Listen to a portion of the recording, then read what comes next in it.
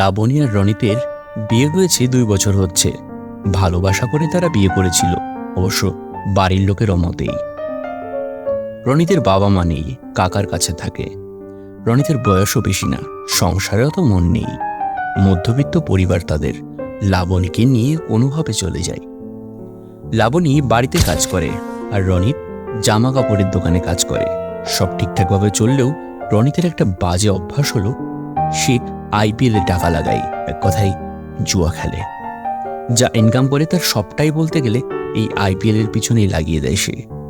এভাবে নেশায় আসক্ত রনিত একদিন তাদের পাড়ার এক মহাজনের থেকে 2 লক্ষ টাকা ধার নেয় আর আইপিএল অ্যাপে লাগিয়ে দেয়, কিন্তু সে সব টাকা হেরে যায়।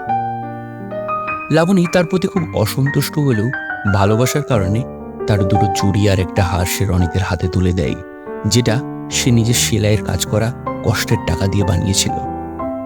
রনিত ওগুলো দিয়ে মহাজনের টাকা শোধ না করে বরং ওগুলো বিক্রি করে আবার সে আইপিএলের অ্যাপসে টাকা লাগিয়ে দেয় ডবল করার লোভে। আর এটা ভাবে সে সেই ডবল করা টাকা দিয়ে সবার ঋণ শোধ করবে। যা ভাবা তাই কাজ। সে দোকানে গিয়ে সব গয়না বিক্রি করে আর টাকা নিয়ে এসে জুয়া খেলে আর সর্বশান্ত হয়ে যায়। ভয় আর লজ্জায় কাউকে কিছু বলতেও পারে না সে, লুকিয়ে লুকিয়ে বেড়ায়, কাজেও যায় না ঠিক মতো। একদিন মহাজন তার বাড়িতে যায় আর রনিতকে ধরে ফেলে। লাবণীর সামনেই তাকে খুব অপমান করে। 7 দিনের মধ্যে টাকা না দিলে পুলিশ ডাকবে বলে হুমকিয়ে দিয়ে যায় সে। মহাজন এক নজর লাবণীর দিকে তাকায়। লাবণীর শরীর তাকে আকৃষ্ট করেছে। রনিত কিন্তু ব্যাপারটা লক্ষ্য করে।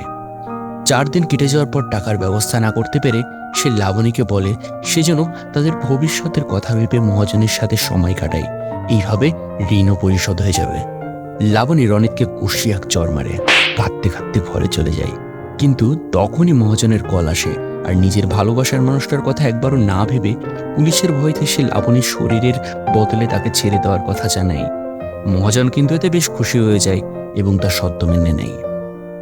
দুপুরে মহাজন তাদের বাড়িতে আসে। তাকে ঘরে ঢুকিয়ে দিয়ে রনিত বাইরে থেকে দরজা লাগিয়ে দেয়। ঘরে লাবণী শুয়েছিল।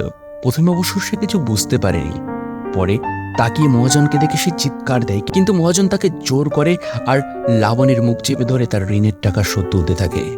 1 ঘন্টা পর বেরিয়ে এসে মহাজন বলে, 50,000 তো শোধ হলো, এখনো 1.5 লাখ টাকা বাকি, আবারও আসবো।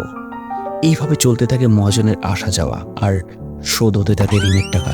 লাবণী আর আগের লাবণী নেই। সে হাসে না, খাওয়া দাওয়া ঠিক করে করে না, ঘরের একটা কোনায় পড়ে থাকে।